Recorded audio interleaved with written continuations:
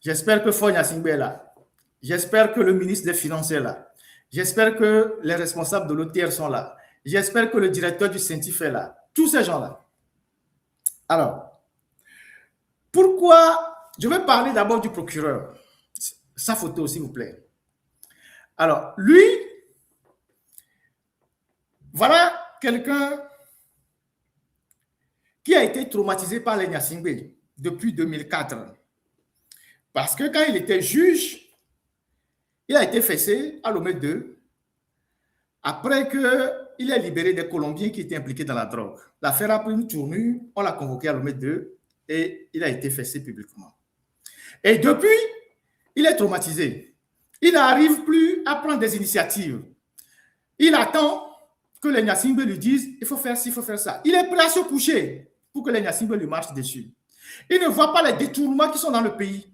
Il ne voit pas les questions de VIOL qui sont dans le pays. Mais quand il s'agit d'arrêter les petits journalistes, les mettre en prison, les activistes, il les menace. On va voir s'il est au courant ou non du dossier que je vais passer tout à l'heure. Vous pouvez le dégager technique.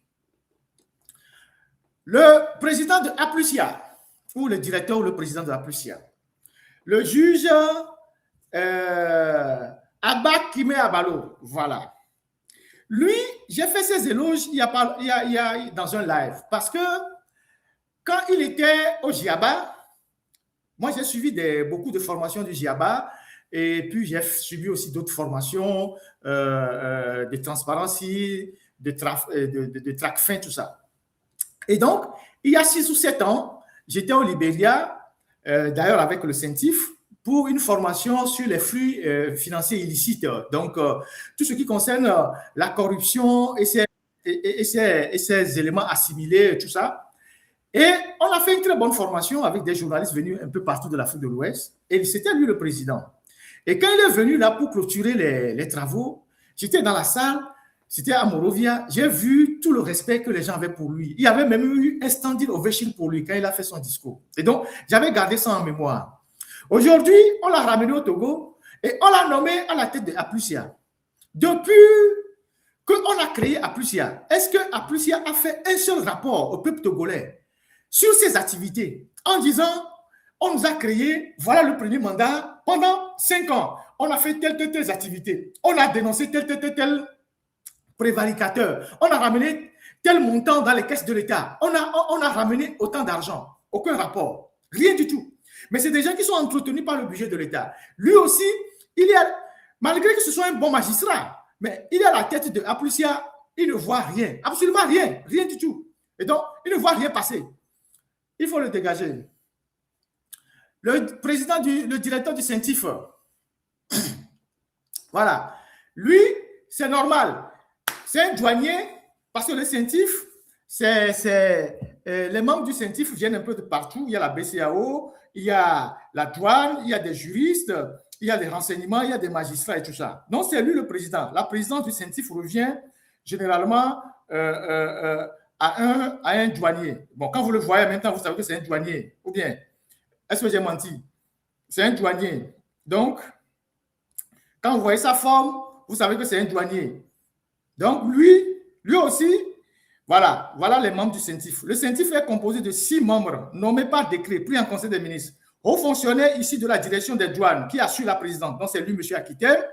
Un magistrat spécialisé sur les questions financières mis à la disposition du CENTIF par le ministère chargé de la justice. Un représentant de la BCAO assurant le secrétariat du CENTIF. Un chargé d'enquête, officier de police judiciaire détaché par le ministère de la Sécurité. Un chargé d'enquête, inspecteur des services des douanes détaché par le ministère des chargés des finances. Un haut fonctionnaire détaché par le ministère chargé de la Défense. Les 6 membres sont assistés par un personnel d'appui composé de juristes, d'économistes, de statisticiens, d'analystes financiers, d'informaticiens, de comptables et de secrétaires. Et donc, lui, parce qu'il est douanier, il ne voit que les comptes des gens qui sont dans la banque. Si aujourd'hui vous êtes un opérateur économique et qu'il y a quelques petits mouvements sur vos comptes à la banque, le CENTIF saisit la banque et gèle vos comptes. Mais quand il s'agit des bandits qui sont à l'OTR, qui entreposent des milliards, des centaines de millions dans les banques, lui, douanier qu'il est, il ne les voit pas parce que ce sont ses amis. Il faut l'enlever aussi. Maintenant, je vais rentrer dans le vif du sujet. Pourquoi j'ai présenté ces gens-là? Je les ai présentés pour vous montrer l'inefficacité, parce que le Togo a été classé en décembre, le troisième pays le plus à risque dans le mois en termes de blanchiment d'argent. En termes de blanchiment d'argent, le Togo est le troisième pays de l'UEMOA. Donc, après le Togo, vous avez le Niger et puis je pense qu'il y a la Guinée-Bissau. Ou un pays comme ça, pas la Guinée-Bissau, un pays comme ça. Troisième pays. Donc, c'est un pays à risque. Alors, quand je parle souvent de l'OTR, les gens disent oui, pourquoi Ferdinand fait ça? Ferdinand s'acharne sur les gens et tout ça. Mais l'OTR, c'est une structure qui détruit les entreprises au Togo, qui détruit les jeunes entrepreneurs, qui détruit les petits commerçants, qui détruit tous les jours que Dieu fait, les opérateurs économiques. Vous imaginez le nombre de sociétés que l'OTR ferme chaque semaine, chaque jour au Togo, le nombre d'emplois qui sont perdus, le nombre d'opérateurs économiques qui ont fait des AVC. Vous imaginez le nombre de boutiques qui sont fermées, les ateliers, même des coiffeuses qui sont fermés par l'OTR. Vous imaginez le nombre de personnes qui reçoivent les redressements fiscaux régulièrement et que les gens de l'OTR ne veulent rien entendre. Il faut payer, il faut payer, il faut payer. Ils ferment les boutiques. Ils ont même un réseau qui sont en complicité avec les étrangers, qui ciblent les Togolais qui sont au grand marché. Donc l'OTR fait des redressements fiscaux à nos mamans, à nos frères qui sont au grand marché. Il les évince de certains secteurs d'activité au profit des étrangers. Est-ce que vous savez ça? Les Blobé, OTR et les Togois, c'est une réalité. Les Asigamea, OTR Toa, parce que les Togolais sont devenus des antipatriotes. Ils facilitent tout ce qui est pour les étrangers et ils enfoncent leurs propres frères parce que les étrangers leur donnent de l'argent. Nemi Asigamea, OTR Toa, Otana, Ku, Onona Beble Mebaku, Amedro, O détrôner na mia toko la Asigamea, mia no, mia dadao, ko les secteurs romea. O sola OTR sont frappés na we, yo banawa ba jo. Et à Medjuro, récupérer l'argent, autour de la distributeur. Et c'est comme ça qu'ils évincent nos mamans dans les marchés. Je ne sais pas si vous faites des études pour comprendre ce que je suis en train de dire. C'est une réalité. Allez faire vos enquêtes au grand marché. Comment est-ce que nos mamans, les nanas baises, nos sœurs qui se débrouillent au marché sont en train de perdre leur commerce au profit des étrangers avec l'appui des agents de l'OTR. Et ces étrangers-là, ils donnent de l'argent aux agents de l'OTR. Quand il a été décidé de créer l'OTR et de mettre ensemble les régies de la douane et des impôts, on nous a dit c'est pour plus d'efficacité, c'est pour lutter contre la corruption. Mais l'OTR d'aujourd'hui, c'est plus grave que quand les deux structures étaient indépendantes. À l'époque, on connaissait les Adotevi qui distribuaient l'argent à Djolé. On connaissait les Issa, tous ces anciens douaniers, Sakodo-là, qui ramenaient beaucoup d'argent à la maison, qui distribuaient dans les quartiers. Mais Amoko le OTR Egbea. Et nous, le Okudjoua, c'est incroyable. Et puis, c'est méchant ce qu'ils sont en train de faire. Et ce qui est grave, c'est que cet argent qu'ils prennent ne rentre pas dans les caisses du pays. C'est ça qui fait que moi, je suis en croisade contre ces gens-là. Et donc, moi, je reçois tous les jours des choses des opérateurs économiques. Quand j'ai fait le dossier sur Simco, rappelez-vous, quand j'ai fait le live sur Simco, le ciment de Kanazoé et sa petite société, comment l'appelle-t-on, Canis Commodities.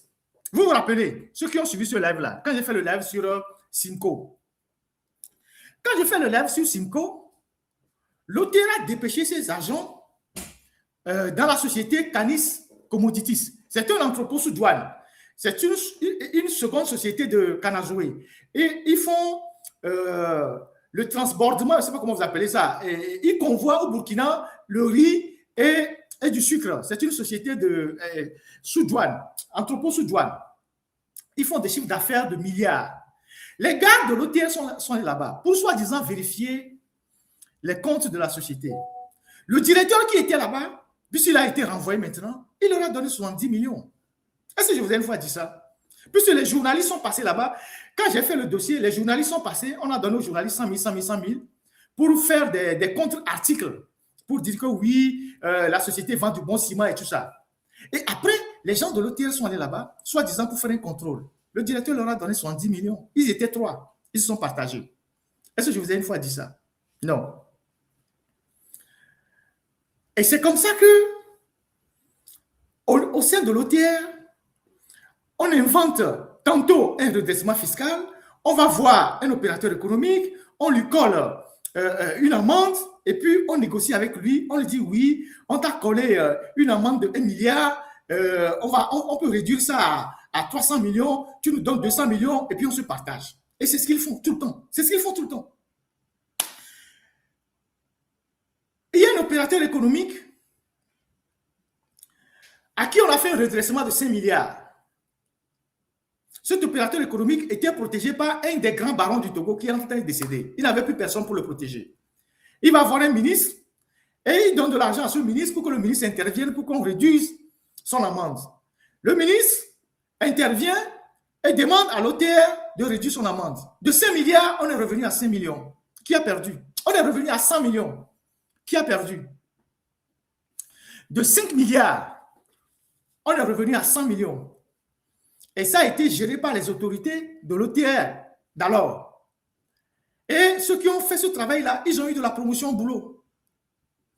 Il y a un opérateur économique qui m'a saisi en disant, je suis dans la distribution des produits, du matériel de construction, et un responsable, chef de division de l'OTR, me demande un prêt de 20 millions. Je lui dis que je n'ai pas l'argent. Un mois après, il envoie les gens pour redresser ma société. Écoutez-moi très bien. Il envoie les gens pour redresser ma société. Il envoie les gens pour redresser ma société. Ils viennent avec un avis à tiers détenteur. Qu'est-ce que c'est qu'un avis à tiers détenteur? Un avis à tiers détenteur, c'est une procédure, comment ça s'appelle? C'est une procédure administrative. C'est une procédure administrative, un avis à tiers détenteur, permettant à l'administration d'obtenir le paiement d'une somme que vous lui devez et que vous n'avez pas payé. Ça peut être des impayés fiscaux, donc impôts, taxes, redevances, pénalités.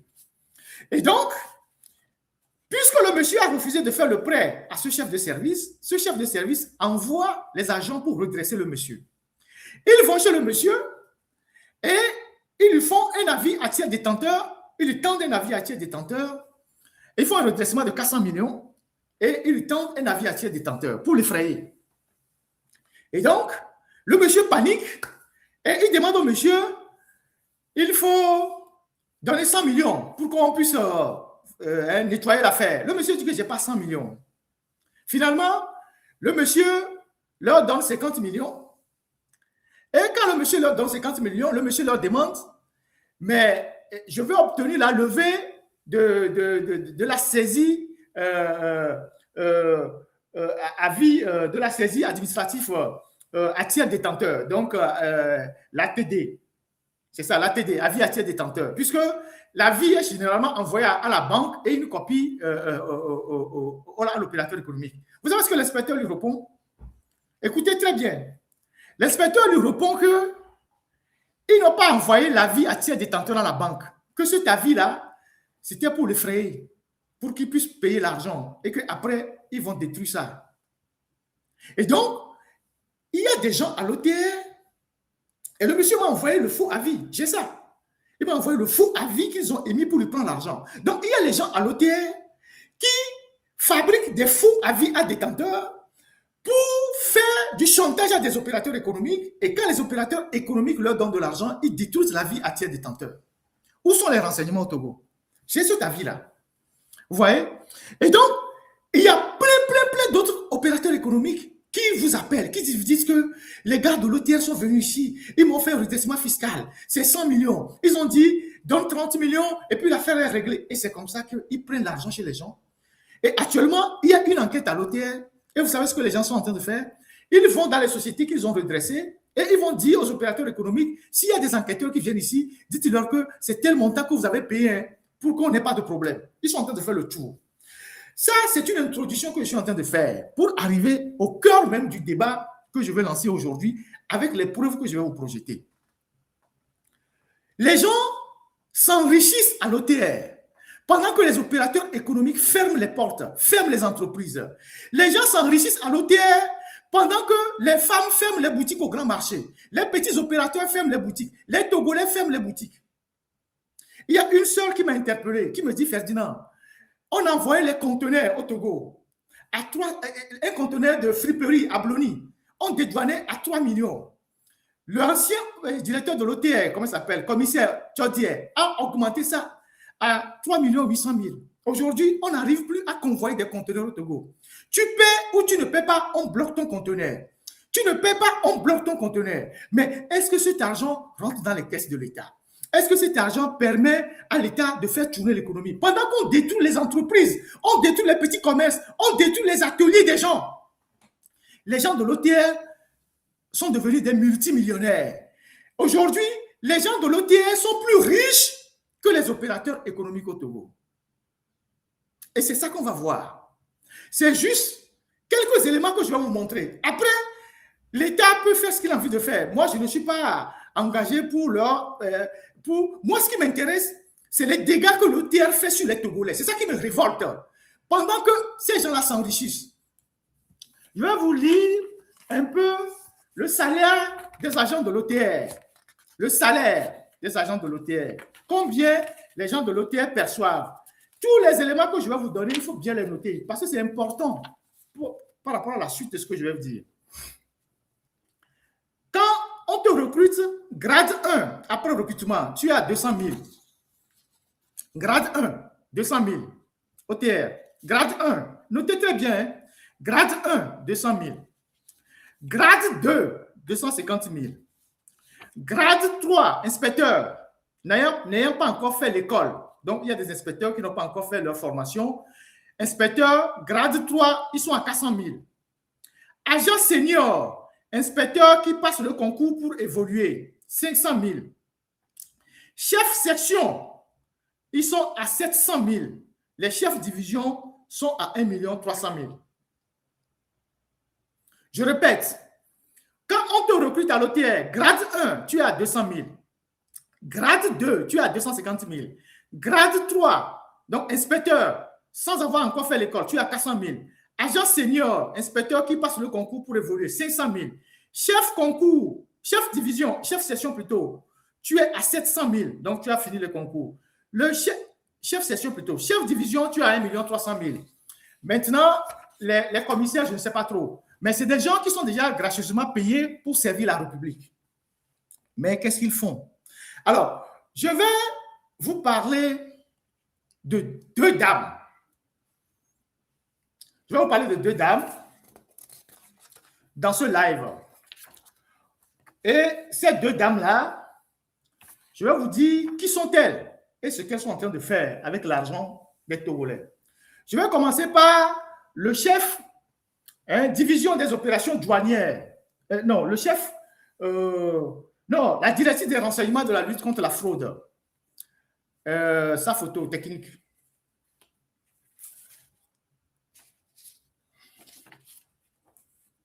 Voilà.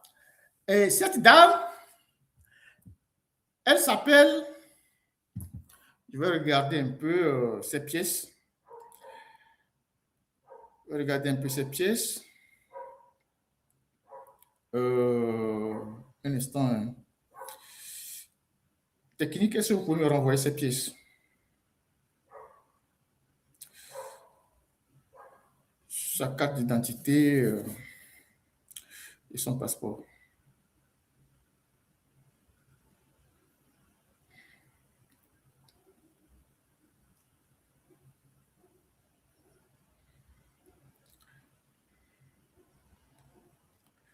Ah ouais.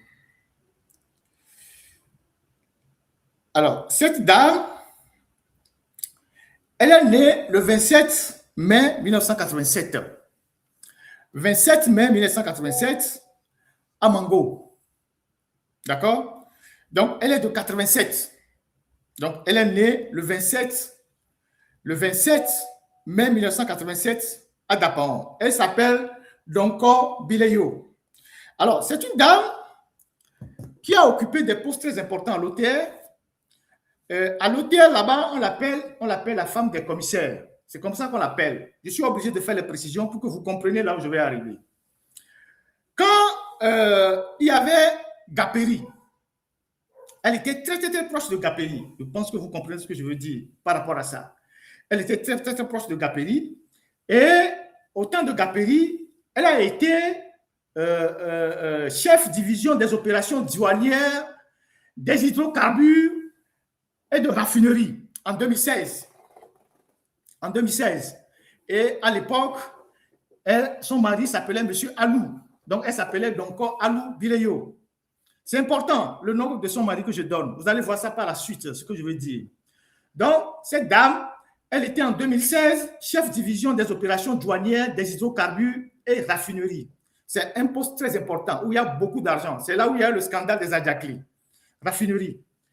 Ensuite, elle a été à l'aéroport. Donc, quand Gaperi partait, quand Gaperi a été... le contrat de Gaperi est fini ou bien on a éjecté Gaperi. Comme elle était très proche de Gaperi, Gaperi lui a trouvé quelque chose au Kenya. Et donc, ils ont tenté de la mettre un peu à l'international. Ça n'a pas marché. Et elle est revenue au Togo. Quand elle est revenue au Togo, elle s'est rapprochée de Tchodié. Et quand Tchodié était là, elle était à l'aéroport. C'est elle qui était à l'aéroport. Donc, un endroit aussi où il y a beaucoup d'argent.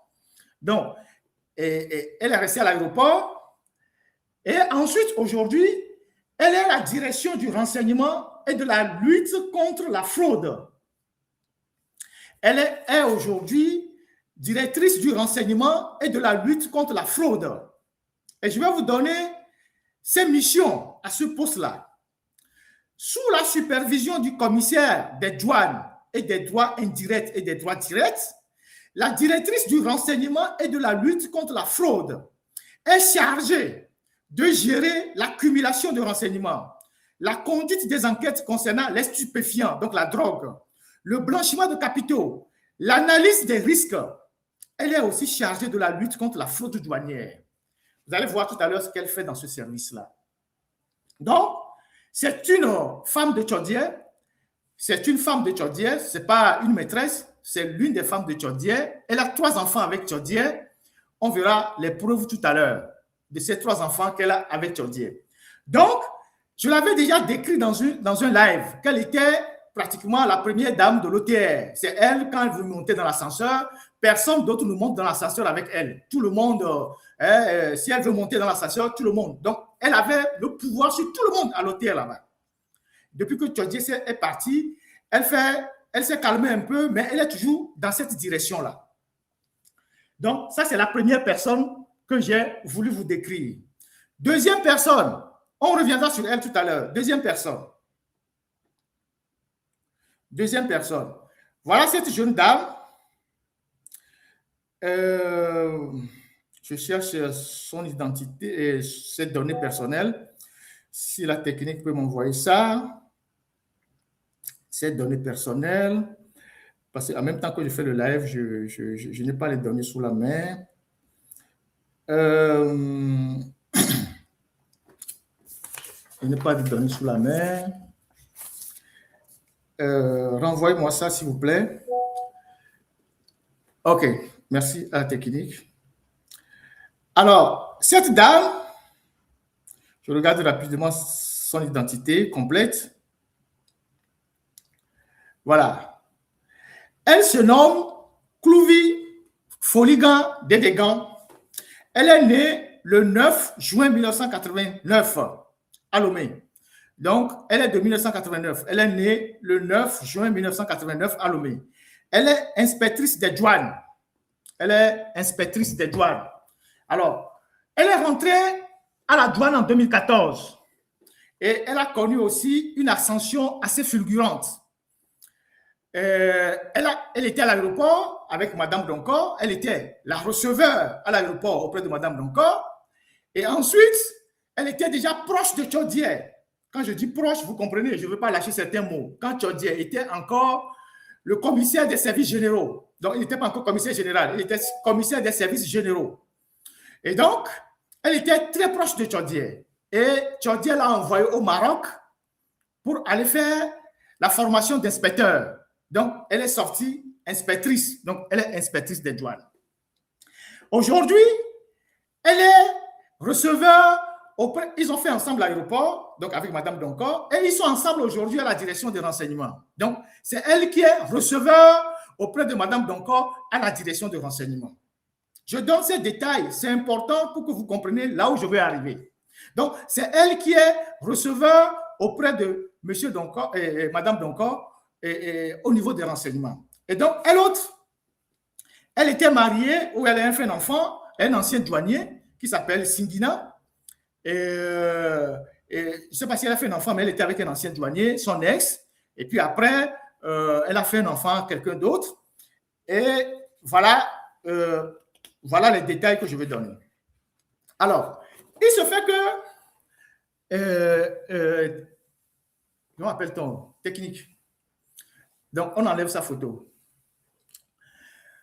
Alors, il se fait que ces dames-là, il y a encore d'autres personnes, hein, mais c'est elles qui vont prendre la tontine aujourd'hui. Il y a plein d'autres, il y a plein de choses que vous allez voir après. C'est extrêmement grave ce qui se passe au Togo. Il se fait que ces dames-là, elles ont ouvert, comment vous appelez ça, des comptes dans les assurances. Elles ont ouvert des comptes dans les assurances où elles viennent déposer régulièrement de l'argent. Ce sont des DAT. Ce sont des femmes qui sont très riches. Hein? Elles sont très riches. C'est des multimillionnaires que vous voyez là, très riches. Il se dit même qu'elles ont des appartements en Occident. Je suis dans mes enquêtes, qu'elles ont des appartements en Occident. Et elles changent des voitures comme on change les vélos, des voitures maison, de luxe. Elles partent aux États-Unis comme on va au marché. Elles sont extrêmement riches. Mais la question de savoir où est-ce qu'elles trouvent l'argent, on va voir ça tout à l'heure. Et donc, ces dames-là, elles ont ouvert des comptes dans les assurances.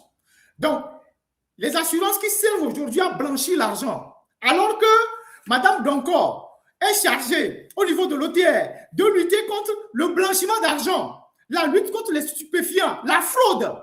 Elle-même, elle est couchée dans le blanchiment d'argent. Et je vais démontrer ça tout à l'heure.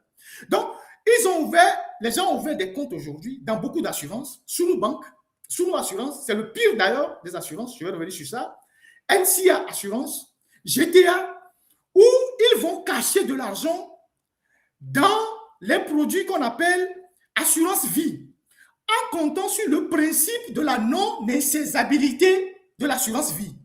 Vous savez que dans les assurances, il y a un principe de non-insaisabilité des assurances vie. Ceux qui ont fait les banques et assurances, ils savent de quoi je parle, les juristes aussi. Et on suppose que l'assurance, c'est ton épargne. Si tu dois à quelqu'un, il y a un créancier qui te poursuit, il peut tout saisir sauf ton assurance parce que c'est ton épargne. Donc, elles ont ouvert des DAT dans les assurances où elles vont déposer régulièrement de l'argent. Chaque mois, parfois 2 fois par mois, elles vont déposer de l'argent dans ces assurances-là. De l'argent en espèces. Alors, le mois de décembre,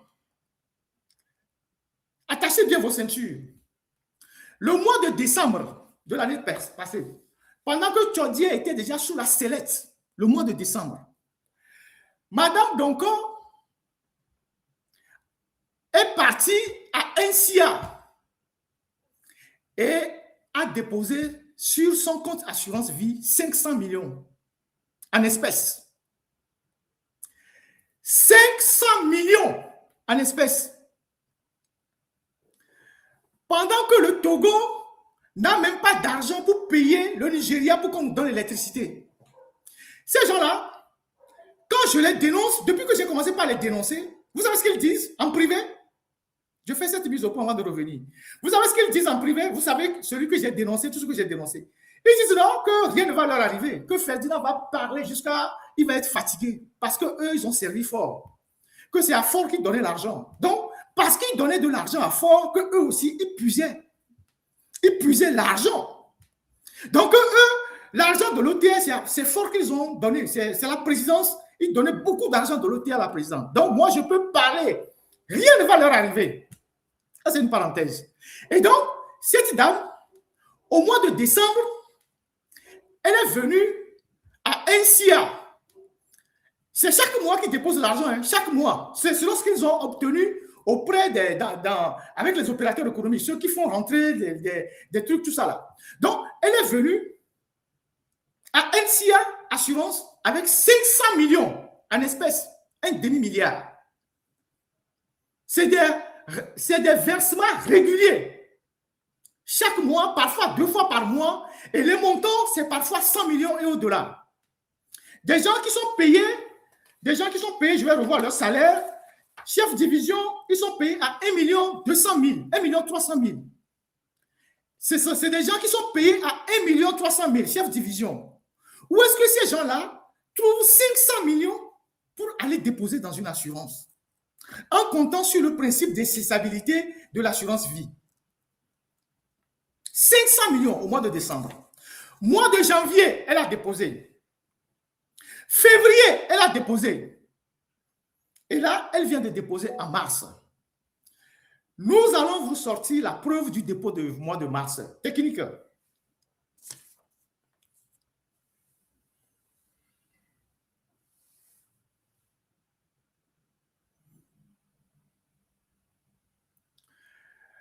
Voilà le mois de mars. Nous allons lire ensemble les documents et vous allez voir les bénéficiaires. Je vais revenir après sur les bénéficiaires. Voilà le contrat. À NCA Bank, il y a plusieurs contrats. Il y a les contrats prestige, contrats diamant. Eux, ils sont dans les contrats VIP. Très, très, très VIP. Donc,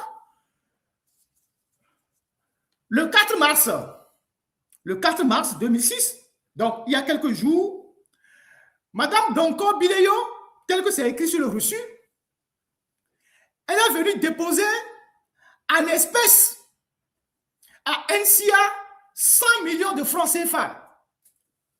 Espèces, 100 millions de francs CFA. Regardez.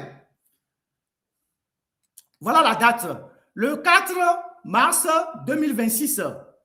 On retourne au montant pour que les gens voient bien. On retourne au montant technique. 100 millions de francs CFA.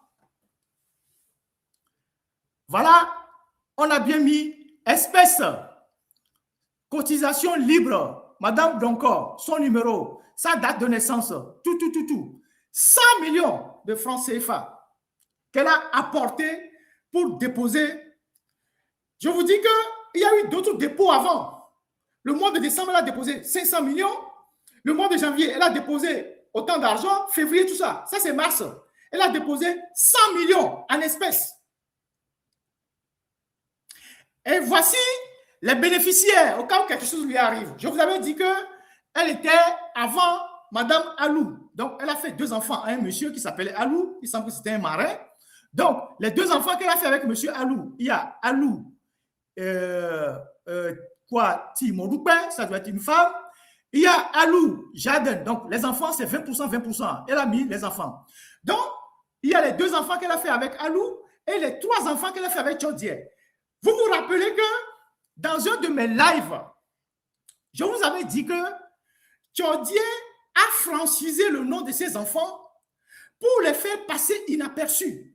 C'est-à-dire, au lieu de crier le nom Chodier, T-H-O-D-I-E, ils écrivent T-S-H-O-D-I-E-R pour que les gens ne se rendent pas compte que ce sont les enfants de Chodier.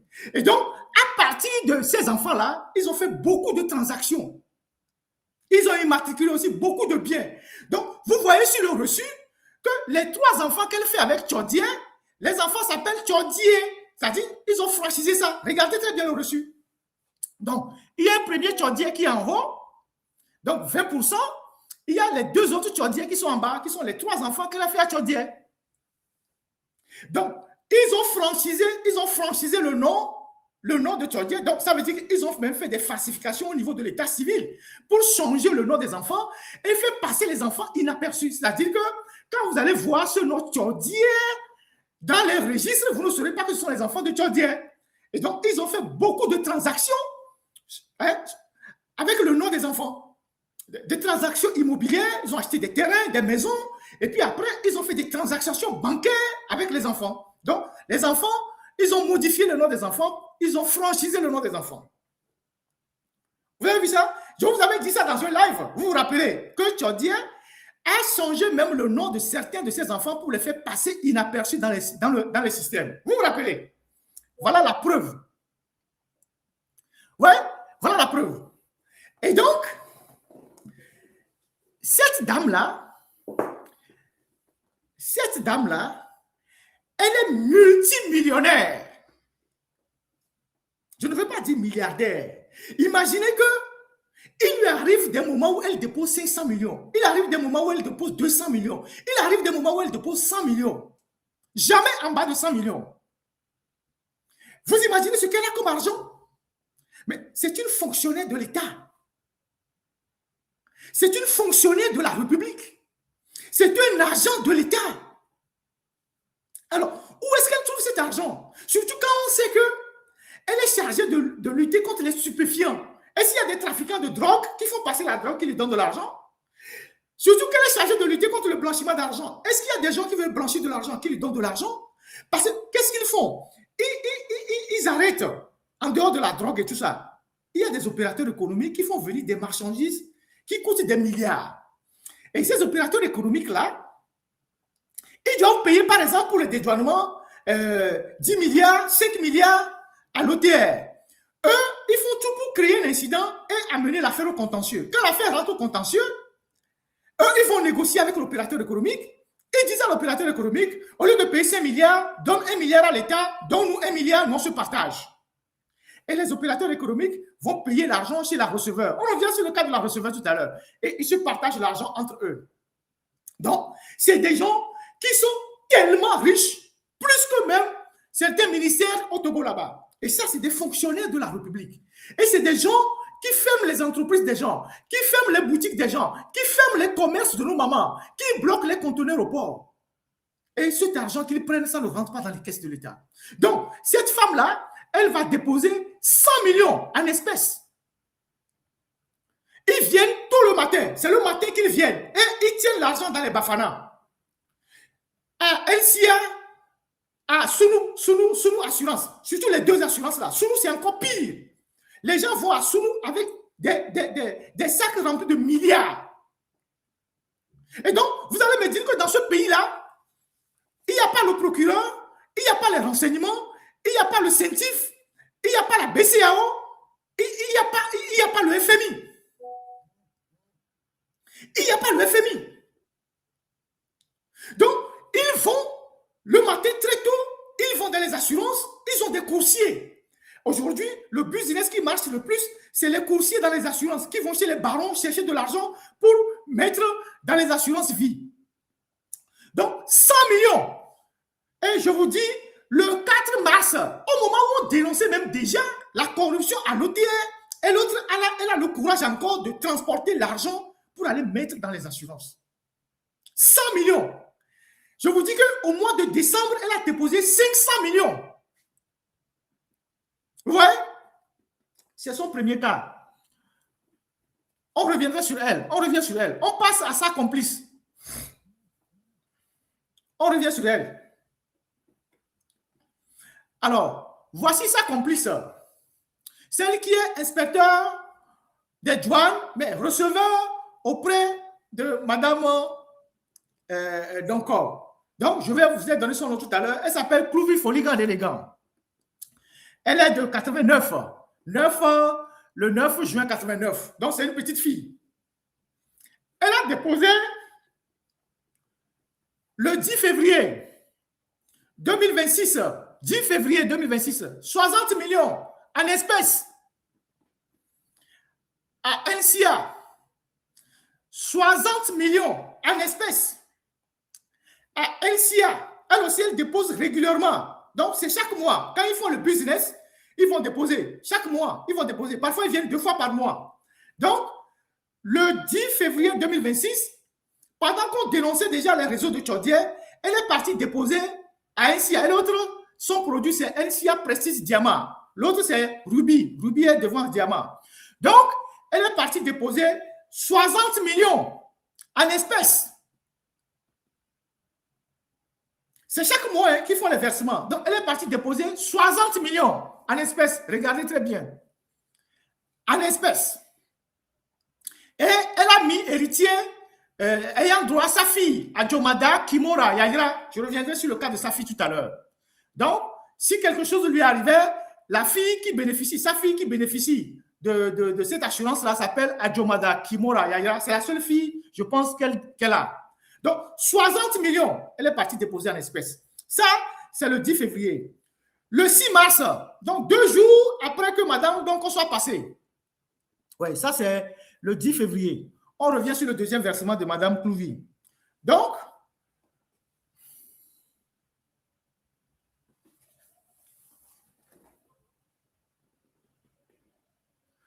on revient sur le deuxième élément de madame Clouvy. Deuxième versement. Voilà. Le 10 mars, non, le 6 mars 2026, ça c'est le 10 février. Le 10 février.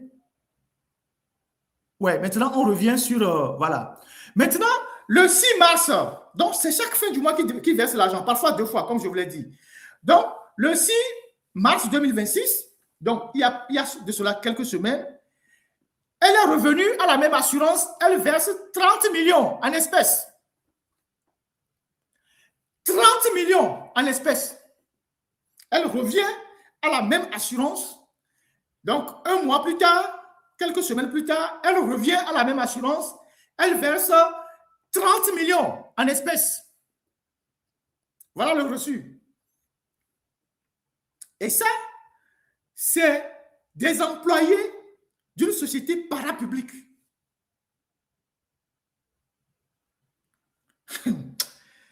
Donc, elle aussi,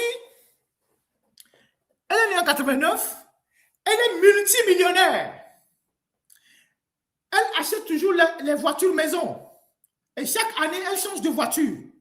Elle aussi, il se dit qu'elle a un appartement quelque part en Occident. Je suis en train de chercher. Et elle change de voiture chaque année. Voiture neuve. Elle a mis beaucoup d'argent aussi dans les terrains immobiliers. Au cadastre, il faut aller voir. Soit en son nom, soit au nom de sa fille. Dans mes recherches, si la technique peut le permettre, on a vu qu'elle a un procès au tribunal sur un titre foncier avec un monsieur et le titre foncier était au nom de sa fille qui n'est pas encore majeure et elle assiste sa fille. Elle est la représentante légale de sa fille qui est mineure. Donc, voilà l'annonce de ce procès-là. Le procès s'est déroulé en 2025. Voilà ce que j'ai trouvé dans le rôle. Donc, il y a M. Tcherou Atakaï, représenté par Maître Tazo, contre Mme Clouvy Foligan Délégat, représentant sa fille mineure, Mademoiselle Adjomada Kimora Yaira Sika. Vous avez vu le nom de cette fille sur le reçu. Donc, ils ont mis beaucoup de biens au nom de leurs enfants qui ne sont même pas encore majeurs. C'est comme ça qu'ils ont caché beaucoup de choses. Alors,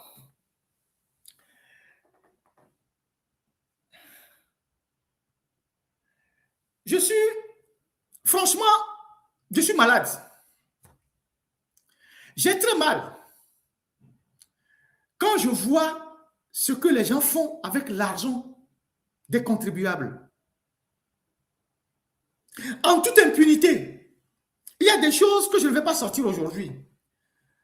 Je vais passer un message aux responsables des assurances, en commençant par l'assurance NCA. Je reviendrai sur les dames. Alors, monsieur Bebeseki Hassen, vous êtes le directeur de NCA Vie Assurance Togo. Vous avez étudié les assurances et les banques. Vous avez étudié certainement les lois sur le blanchiment d'argent. Vous connaissez les peines que les gens encourent quand ils blanchissent l'argent. Quand vous êtes dans votre bureau et que des femmes qui sont des fonctionnaires de l'État togolais, puisque c'est écrit sur leur papier d'identité, je n'ai pas voulu projeter leur carte parce que TikTok va bloquer, comment appelle-t-on, YouTube va bloquer le live, j'ai leur carte d'identité, et que des femmes qui sont des fonctionnaires de l'État viennent dans vos bureaux avec des mallettes, des sacs remplis d'argent, 500 millions. Vous, en tant que directeur d'une assurance, quel est votre réflexe? Connaissant les lois qui régissent le pays, c'est d'appeler les renseignements. C'est de leur demander où est-ce que vous trouvez l'argent. C'est de leur dire, madame, je ne peux pas vous enregistrer. Je ne peux pas enregistrer cette somme. Parce que vous avez vos commissions, et je suis convaincu que vous avez vos commissions. Les coursiers qui sont aussi avec vous ont leurs commissions. Donc, vous fermez les yeux, vous enregistrez l'argent. 500 millions, 300 millions, 200 millions, 100 millions pour des fonctionnaires qui viennent très tôt le matin avec de l'argent dans vos services, dans vos bureaux, et vous leur signez des contrats. Est-ce que vous vous rendez compte que vous êtes complice du blanchiment d'argent, de terrorisme?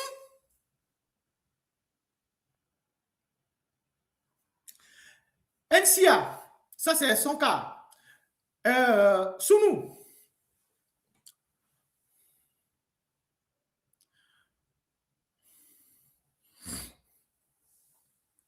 On retombe sur Sounou.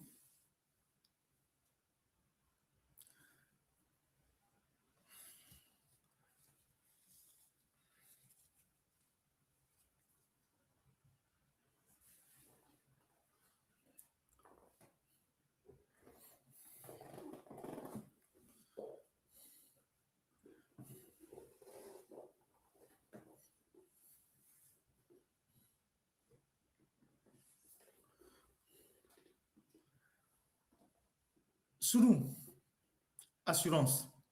Alors, madame la directrice de Sounou Assurance, je crois avoir votre nom, elle s'appelle Fatou Akolache. Voilà. Sounou Assurance. Vous, parce que le pire se passe à Sounou. NCA, c'est rien. Le pire se passe à Sounou. À Sounou, les gens viennent avec des milliards. 1 milliard, 2 milliards en espèces. Les gens viennent même avec l'argent, les devises étrangères. Vous les encaissez. Vous les encaissez. Est-ce que vous vous êtes posé la question, ceux qui apportent des milliards à Sounou Assurance, où est-ce qu'ils ont trouvé l'argent? Quel travail ils font? Où est-ce qu'ils ont gagné cet argent? Je reviendrai largement sur le cas de Sounou. Alors, chers compatriotes,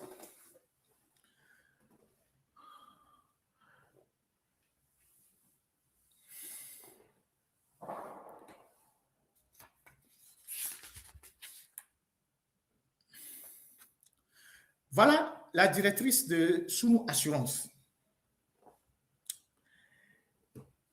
Voilà ce que moi, j'ai les mots de tête. J'ai les mots de tête. J'ai tellement mal parce que je sais qu'il y a des voleurs au Togo, que tout le monde vole au Togo. Ils sont tous des voleurs.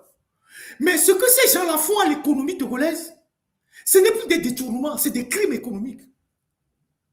Et en toute impunité. Parce que ces gens-là, ils savent que personne ne va les toucher. Et c'est des femmes qui ont le courage de faire ça.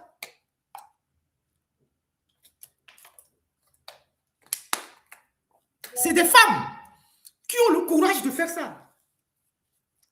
Et derrière leur enrichissement personnel, c'est des entreprises qui sont fermées.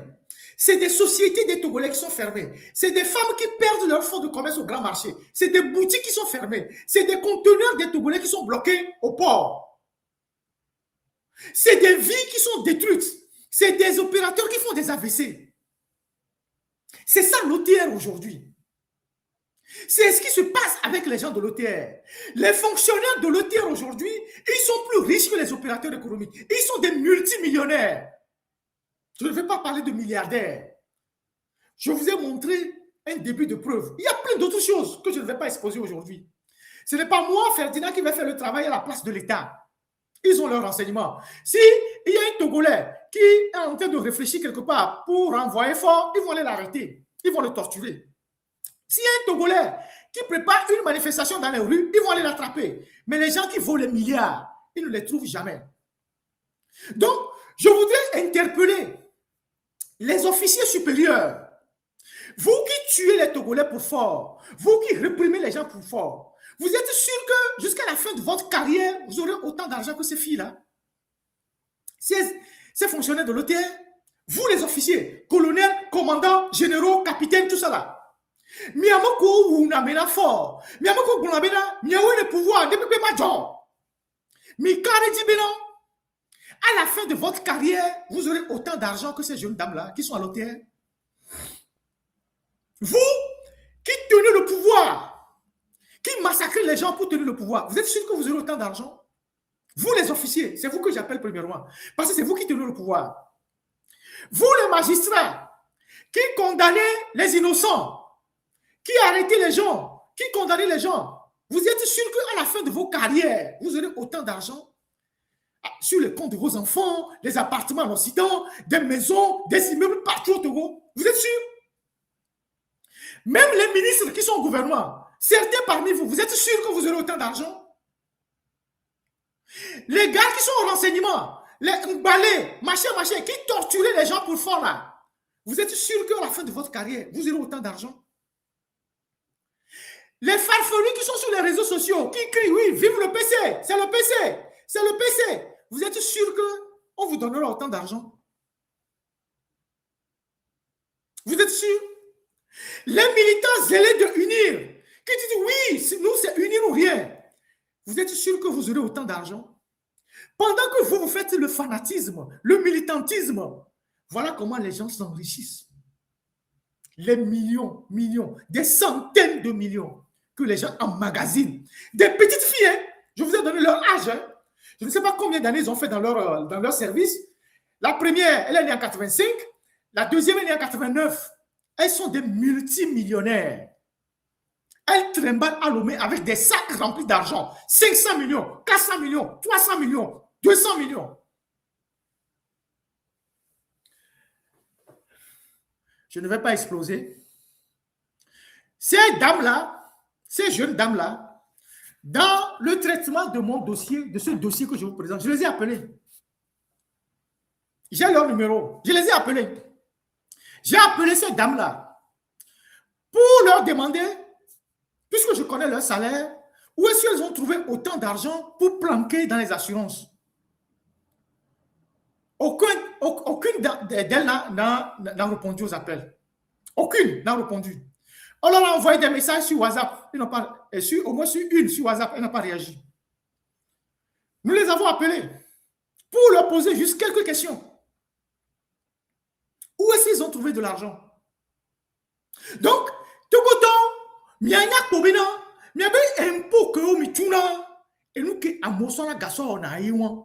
Il y a un droit de tasse que vous et nous qui amossons gaso le wa iwan. Pendant que cette petite fille, elle va déposer 500 millions aux assurances, un seul versement en espèces. Les gens sont à Dapaon, ils n'ont pas de l'eau potable à boire. Il y a des écoles qui sont sans toit. Il y a des étudiants qui cherchent la bourse. Il y a des malades qui sont dans les hôpitaux. Il n'y a pas d'ambulance. Combien d'écoles on peut construire avec 500 millions qu'elle a déposé en un seul jour? Combien d'écoles on peut construire avec 500 millions? Combien d'ambulances on peut acheter avec 500 millions? Combien de forages on peut faire avec 500 millions pour que les gens boivent de l'eau potable? Combien de bourses on peut acheter, on peut donner aux étudiants avec 500 millions? Nous, quel est le Togo? Parce que le pays est en faillite. Personne ne contrôle rien. Fort, lui, il est accroché à son fauteuil comme, c'est pas, super glue. Donc, lui, quand il voyage, il part avec le fauteuil. Tant que lui, il a gardé le fauteuil, ça va. Les gens peuvent voler. Et ces gens-là, ils disent clairement en privé qu'ils ont volé pour Fort Gnassingbé, que Fort ne leur fera rien. Que moi, je vais crier fatigué. La preuve, depuis qu'on les dénonce, ils vont au boulot tranquillement, personne ne leur dit rien. Combien de routes on peut faire dans les quartiers avec l'argent que ces gens ont volé? Combien de dispensaires on peut améliorer? On peut rénover avec l'argent que ces gens-là volent. J'ai appris que le vendredi ou le jeudi, Tchega a fait une réunion avec les chefs de division et les inspecteurs parce que les objectifs qu'on leur a fixés, ils n'arrivent pas à faire rentrer beaucoup d'argent. Voilà là où l'argent passe. Elle a fait une réunion avec les inspecteurs, les chefs de division, pour leur dire qu'ils n'arrivent pas à avoir le, comment l'appelle-t-on, à atteindre les objectifs parce que l'argent ne rentre pas. Mais voilà là où passe l'argent. Comment se fait-il qu'en 2026, au Togo, à l'OTR, on continue de manipuler l'argent en espèces? Comment se fait-il que les gens qui sont généralement amendés, il n'y a pas un courrier qui les saisit et un courrier retour pour qu'on suive les dossiers? Depuis qu'on les dénonce, là, vous savez ce que la dame l'a fait? Donc, elle a dit à tous ceux qui sont sous son autorité de ne plus envoyer des courriers aux gens qui seront amendés, de les appeler au téléphone et que les gens vont venir directement négocier avec eux. Une manière de faire passer les gens sans trace. Donc, l'administration, c'est le papier. L'administration est épistolaire depuis la nuit des temps. Mais elle a décidé de son propre chef que désormais, ses collaborateurs ne doivent plus envoyer des courriers aux opérateurs d'économie pour leur signifier les amendes ou le contentieux. De les appeler au téléphone, de passer dans son bureau pour négocier. Comme ça, quand il négocie avec eux, elle envoie vers la receveur qui est Clouvi, et Clouvi prend l'argent et il se partage. Il y a plein d'autres. Il y a les hommes aussi qui ont planqué l'argent. Les hommes aussi qui ont planqué l'argent. Mais c'est les deux là dont je vais parler aujourd'hui. Et je les ai appelés. Aucune d'elles n'a décroché. Donc, Togoto, il y a c'est votre problème. Si vous voyez des scandales comme ça et vous ne demandez pas des comptes aux dirigeants, vous continuez de payer les impôts, on vient fermer vos sociétés, c'est votre problème.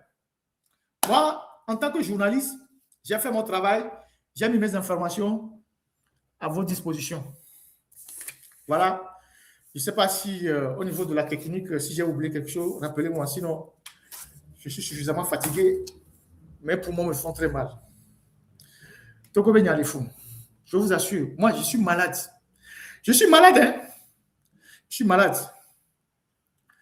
Comment des gens peuvent s'enrichir avec l'argent public sur le dos des contribuables et qu'il n'y a personne pour les traduire devant les tribunaux?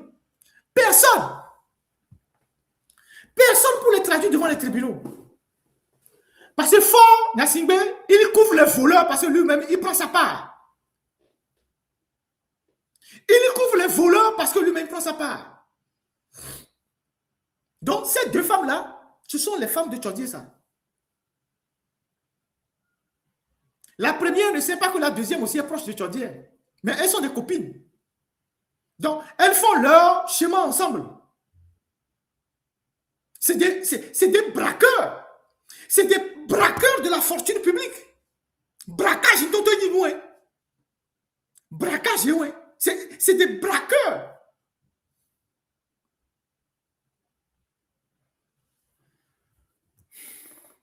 Au terre, c'est l'institution la plus catastrophique en termes de détournement aujourd'hui au Togo. Au-delà où enquête, on a la messia, mais au terre, les fous. Inspecteur, on a la messia, mais les fous. Nous allons commencer par dénoncer aussi les corrupteurs. S'il y a des corrompus, il y a aussi les corrupteurs. J'ai parlé tout à l'heure de Canis Commodities qui a remis 70 millions à ces 3 agents qui sont partis pour regarder. On va commencer maintenant par parler des corrupteurs. S'il y a des corrompus, c'est qu'il y a des corrupteurs. Généralement, on ne parle pas des corrupteurs. On va commencer par dénoncer les sociétés, les entreprises qui donnent de l'argent pour qu'on réduise leurs impôts et ils viennent donner les commissions aux gens qui viennent regarder. Donc, Tchodié, lui, il peut changer le nom de ses enfants et faire passer des transactions au nom des enfants pour que personne ne remarque que ce sont ses enfants. Donc, cette dame lui a fait 3 enfants. Donc, ces enfants-là, quand tu les vois, tu ne sauras pas que ce sont les enfants de Tchodié. Donc, c'est écrit T-S-H-O-D-I-E-R. Donc, on fait des transactions sans que personne ne voit. Donc, il doit y avoir certainement d'autres enfants de Tchodié qui portent le même nom comme ça. Donc, il y a un trafic depuis l'état civil. Parce que comment ils font le lien? Comment ils font le lien? Comment ils font le lien? Ces gens-là, c'est des criminels. Excusez-moi le terme. C'est des criminels financiers. Pendant qu'il y a des gens Lomé qui cherchent 5 000 francs pour acheter des produits à la pharmacie. Pendant qu'il y a des femmes qui meurent à Lomé en couche parce qu'ils n'ont pas d'argent. Pendant qu'il y a les gens qui meurent dans les hôpitaux faute d'alcool. Les gens boivent de l'eau qui ressemble à la boue, à Dapaon, à Vaughan, à Tchévier, à Tablibo. Les gens boivent de l'eau qui ressemble à la boue. Vous prenez 500 millions, 300 millions, 200 millions pour aller mettre sur des comptes. Parce que vous avez un parapluie d'impunité avec le Dogbonu International, Fort Yassimbe. Le premier qui couvre tous les voleurs, parce que lui-même, il a sa part.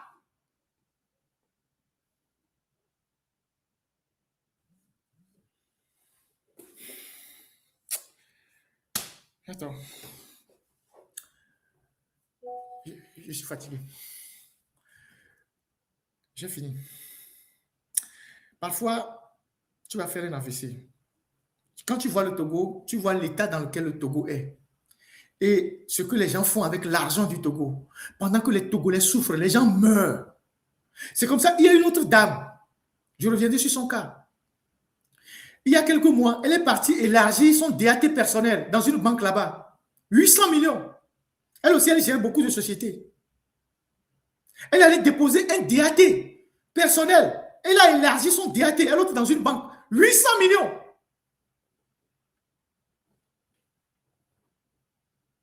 800 millions. Elle avait déjà son DAT, elle est partie élargir ça. 800 millions en espèces. À mon abo, quand même. Même il y a des babes gamé, on a fianfioué. Même il y a des babes gamé, on a moué. Il va glouer na moué. Ou pour l'Amérique, tété. Même il y a des babes gamé, on va aller en Amérique, tété. Pour faire une yassimbia, on les regarde à moi, quoi, tellement bien. Les gars, si, avec tout ce qui se passe là, vous continuez par payer des impôts. Moi, je ne veux pas prononcer des expressions. Si vous ne basculez pas dans la désobéissance fiscale, là, organisez-vous pour arrêter de payer les impôts. Ouais.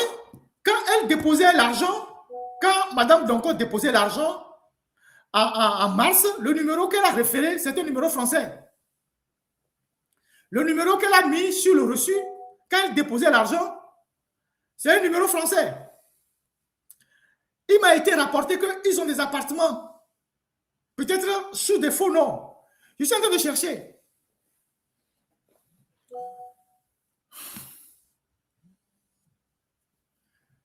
Je suis fatigué. Attends, technique.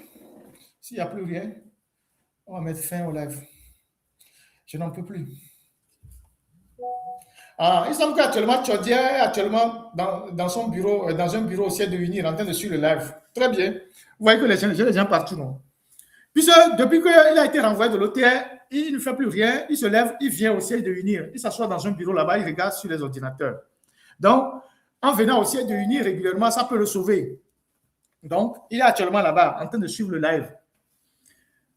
Bon courage. J'espère que le parapluie de l'UNIR va le sauver, ou va sauver ses femmes.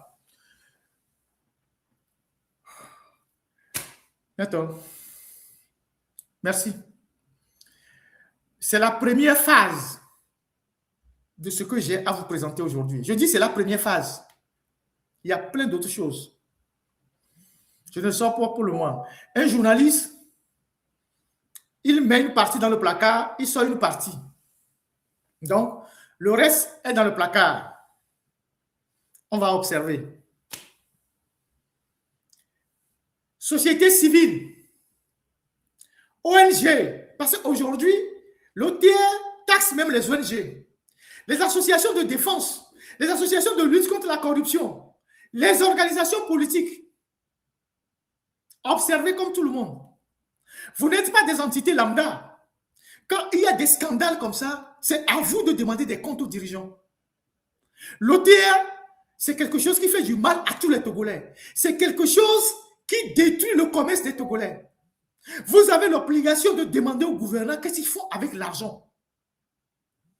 Nous, on est des journalistes, on met des éléments à votre disposition, à vous de faire ce que vous avez envie de faire. Si vous ne faites rien, c'est votre problème. Si vous ne faites rien, c'est votre problème.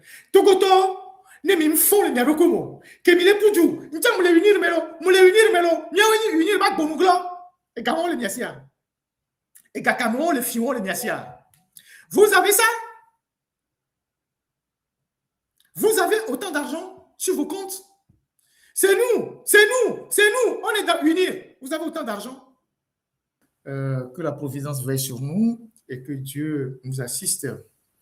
Nous ne pouvons pas continuer par regarder notre pays être détruit comme ça par des prévaricateurs. On ne peut pas accepter.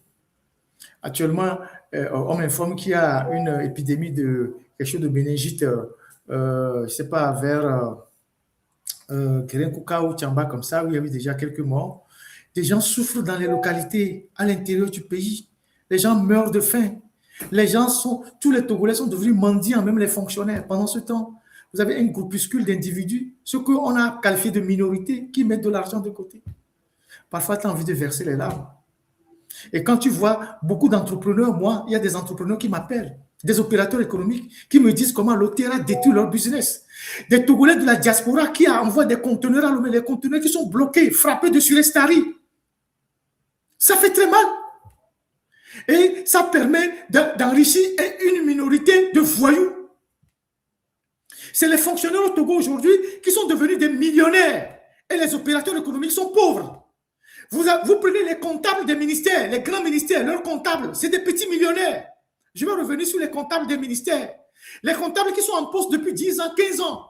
Et ils sont tous des millionnaires. 5 maisons, 10 maisons, 20 maisons à Lomé. Détournent de l'argent sur des projets. Et dans ce pays, vous avez un procureur, vous avez la Plusia, vous avez l'inspection d'État, l'inspection des finances, vous avez le CENTIF, vous avez les services de renseignement. La seule chose qu'ils savent faire, c'est de torturer les innocents. Les Amavi, les Grace Koumaï, les Jean-Paul Omolou, les Madame Nyakade.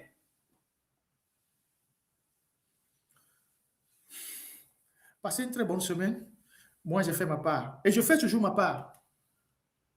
Et il faut que d'autres entités dans la société prennent le relais. On ne peut pas tous mourir de peur.